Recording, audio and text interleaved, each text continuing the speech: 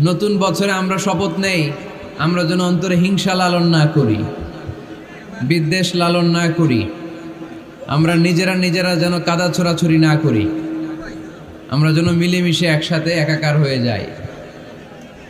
আল্লাহ তুমি কবুল করো, আমরা পড়ি আমিন। 60টা জিনিস মানুষ মরে যাওয়ার পরে তার কবরে পৌঁছতে থাকে। ইন্না মিম্মা ইয়ালহাকুল মুমিন মিন হাসানাতিহি বা'দা মাউতিহি, মানুষ মরে যাওয়ার পরেও যে 60টা জিনিস তার কবরে পৌঁছায় তার মধ্যে একটা হচ্ছে মসজিদান বানাহু, সে যে মসজিদ বানিয়ে গিয়েছে ওই মসজিদের সওয়াব। সুবহানাল্লাহ পড়েন। আপনি টাকা দিয়ে মসজিদ বানিয়ে দিলেন, ওই মসজিদে মুসল্লিরা নামাজ পড়ে, রোজাদাররা এসে ওখানে ইফতার খায়, তাহাজ্জুদ আদায়কারীরা তাহাজ্জুদ পড়ে, তাদের সওয়াবের কমতি হবে না, কিন্তু তাদের সওয়াবের একটা পার্সেন্টেজ সওয়াব যে ব্যক্তি মসজিদ বানালো তার আমলনামায় আল্লাহ ঢুকিয়ে দেয়। সুবহানাল্লাহ বলতে পারলেন না? হে নামাজি